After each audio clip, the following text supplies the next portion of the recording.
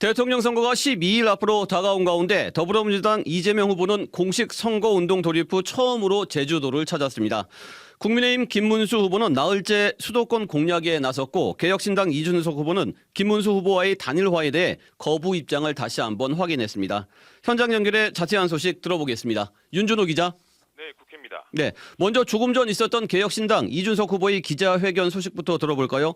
보수 진영 단일화 쉽지 않아 보이네요. 네, 그렇습니다. 조금 전 오후 5시 20분에 기혁신당 이준석 후보가 이곳 국회에서 긴급 기자회견을 열었는데요. 그동안 김문수 후보 측은 이준석 후보에게 단일화를 계속 요청해왔죠. 이 후보는 그간 단일화는 없다고 선을 그어왔는데 오늘 기자회견을 열고 거부 입장을 공식화했습니다. 이번 대통령 선거는 이 후보 본인과 기혁신당의 이름으로 끝까지 완주해 반드시 승리하겠다 이렇게 밝힌 겁니다. 현실적인 단일화 시한은 투표용지 인쇄 전날인 24일로 이제 이틀이 남았는데요. 오늘 기자회견으로 봐서는 그전까지 이 후보의 입장에 변화를 기대하긴 어렵다 이런 관측이 나옵니다. 네, 그렇군요. 단일화 쉽지 않아 보이네요. 더불어민주당 이재명 후보 소식으로 넘어가 보겠습니다. 대선 주자로는 오늘 처음으로 제주도를 찾았어요. 네, 앞서 서울과 경기도 등 수도권에서 사흘간 집중 유세를 펼친 이재명 후보는 오늘 아침 일찍 제주도로 무대를 옮겼습니다. 이곳에서 이 후보는 제주의 역사적 아픔인 4.3 사건과 5.18 광주 민주화 운동 그리고 12.3 내란 사태를 연결지으며 목소리를 높였는데요. 현장 목소리 먼저 들어보겠습니다.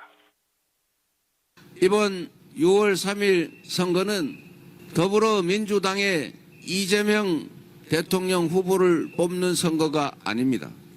4.3이 5.18이 다시 재발되는 그런 사회로 갈 것이냐, 진정한 민주공화국으로 갈 것이냐의 바로 분기점, 역사적 분수령입니다.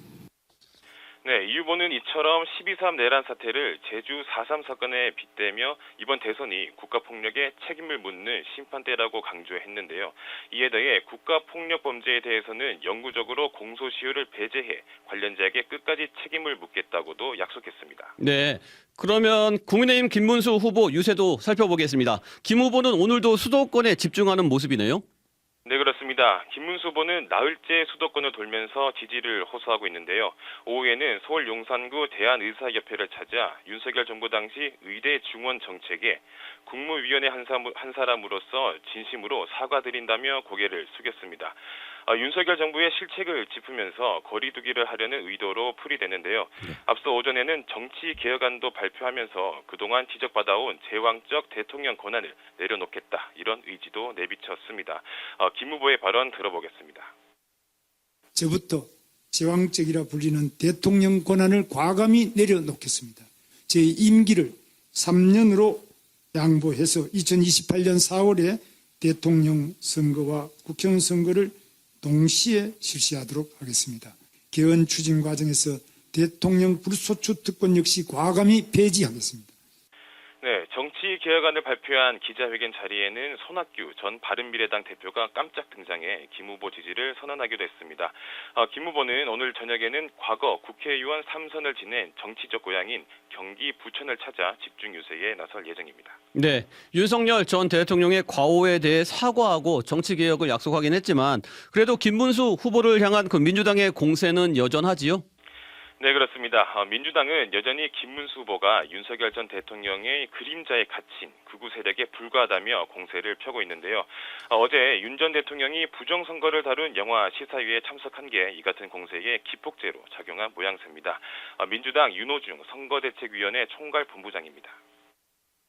감옥에 있어야 할 내란범 윤석열은 어제 지지자들의 연호를 받으며 부정선거 다큐 영화를 관람했습니다. 한마디로 내란 행위를 합리화하는 억측과 망상의 가짜뉴스 다큐멘터리 영화입니다. 네, 여기에 김문수 후보의 발언도 공세에 빌미를 줬습니다.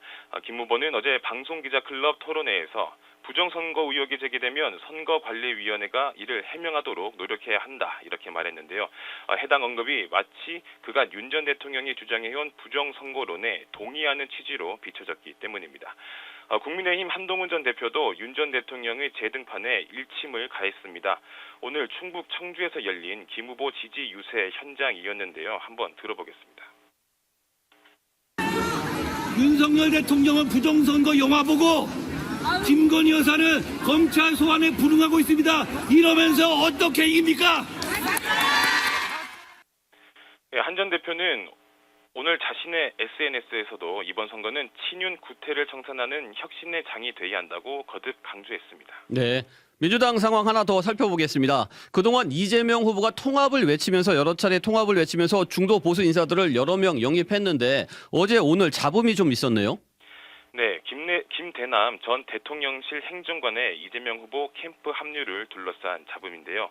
어제 이른 저녁까지만 해도 김 전 행정관은 이 후보 캠프에 합류하겠다 이렇게 밝혔습니다. 저희 CBS도 김 전 행정관과 직접 통화를 했는데요. 통화 당시만 해도 김 전 행정관은 국민의힘에서 여러 가지 하는 일들을 보니까 이치에 많지 않더라 이렇게 합류 배경을 설명했습니다. 김 전 행정관이 윤석열 정부 대통령실 인사인 만큼 이 후보 캠프가 외연 확장의 폭을 넓히고 있다 이런 해석들이 나왔는데요. 그로부터 몇 시간 만에 돌연 김 전 행정관이 이 후보 캠프 합류를 철회하고 김문수 후보 지지를 선언했습니다. 임명장까지 받고선 유턴한 건데요. 민주당 내부에서도 당황한 기색이 적지 않습니다. 오늘 이 같은 논란을 의식한 듯 이 후보도 경남 양산 유세 현장에서 영입 과정에 실무진의 실수가 있었던 것 같다. 경솔한 조치에 필요하면 문책도 하겠다. 이렇게 말했습니다. 네, 여기까지 듣겠습니다. 정치부 윤준호 기자였습니다. 지금까지 CBS 박지환의 뉴스톡이었습니다. 노컷으로 보는 뉴스의 새로운 기준. 지금 알림과 구독 설정하시고 함께하세요.